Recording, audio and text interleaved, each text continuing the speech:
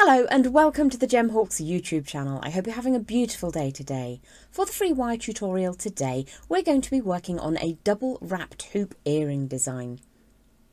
Really sparkly and looks amazing in as well, really catches the light.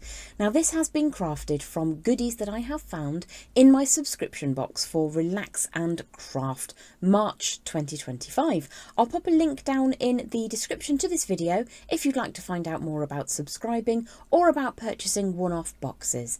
But for now, we're going to head down to the board, take a closer look at the project, and then I will show you how you can create your own pair of super sparkly earrings.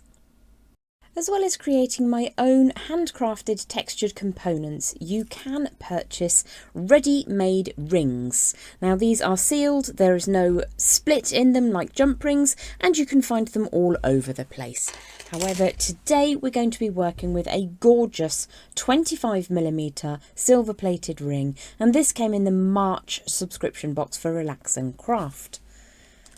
I'm also going to be working with some faceted 3mm plum blossom tourmaline. Now this is just the most beautiful stone. I will talk to you a little bit more about the Relax and Craft subscription boxes in a moment, but what I want to share with you is the design we're going to make together today. It's actually really simple, it's just super effective. I'm working with products from the March 2025 box. In addition to the beautiful tourmaline, I'm going to be adding in some wire from my stash. I'm working with silver plated copper today, and I have 24 inches of 0.4 or 26 gauge wire. So I'm just going to pop that up to one side and grab hold of that ring. Now what we're going to do is to start by winding on 3 times with the end of that wire. It's a very simple and easy technique today. So I'm going to allow around about 3/4 of an inch just over the top of that ring or hoop. I'm going to draw that around. Now you may prefer to use your pliers, and what we're looking to get are 3 good solid wraps and then tighten them up so you get like a little spiral effect. What we're going to need to do is to trim away the tail of that wire as close to inside on that little sealed ring as you possibly can. Then you'll want to tighten up that coil of wire and just make sure that that sits really nice and neat and tidy with the end tucked away inside that ring. So now I'm happy that that's sitting where I want it to. I'm just going to give it a quick squish. Now one by one we're going to be adding on our beautiful tourmaline. You can work with any 3mm bead, but I'm adoring these that Fleur has provided. So let's bring one of those in to begin with, and I'm going to just allow that to go onto the end of the wire, slide all the way down. Now we're going to begin by wrapping each of these beads against the inside of that beautiful silver plated ring. Let me move the pliers out of the way. So as at the moment, my finer wire is sitting over the top of the round form. I'm just going to push that leading edge through the hoop, draw the entire tail all the way through, and just sit that bead inside the ring. Let's get that in the best possible light. Get that bead nice and firm against the inside edge of the pre-made ring, and we're going to take that wire down the back. So from over the top, through the bead, and then underneath. What I'm going to do now is make sure that there's a little bit of space, and I'm going to wrap 3 times around that form. Now you may get a little bit of noise on the board, just bring that through. When I bring this through for the 3rd time, I'm going to show you something that has happened. Now we've got a little bit of a kink in here. This will happen with finer wire. Rather than pulling that straight, what we're going to do is just gently prise that apart and bring that back to a straight line. I have seen in the past people that just insist you can bring that through and not worry about it, but what will happen if you just pull on that little knot is that you will weaken the wire. Another thing that you'll notice is that I've taken quite a wide stance between those 2 series of 3 little coils, and that is purposeful. Quite often when I'm clustering beads onto a form, I will push those 2 sets of wraps together, and I will absolutely cluster the inside or the outside of the form with beads. Today we're going for a slightly more open effect. So what I'm going to do is to continue adding beads all the way around the interior of that ring. And in my demonstration piece I've got 2, 4, 6, 8, 10, 12, 14, 15 beads that have been wound onto the inside. Now that is for a 25mm hoop, as per the March 2025 subscription box. So I'm just going to add those all on and then I'll join you back in a moment. So I've added all 15 of those Plum Blossom Tourmaline 3mm faceted rounds to the inside of that frame, and I'll take you back down to the board now. There's a little bit of a gap between the first and the last, but I'll show you that more closely.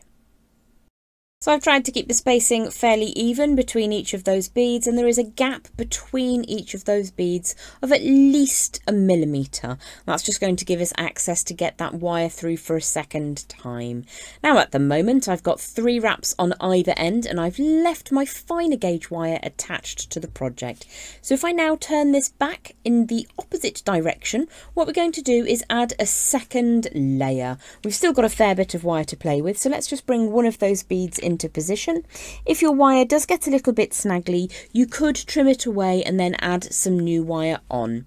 So for the next section, we're going to allow the bead to slide down, but rather than pressing it hard against the edge of that circular form, we're going to allow a little bit of wire to just sit between the frame and the bead itself.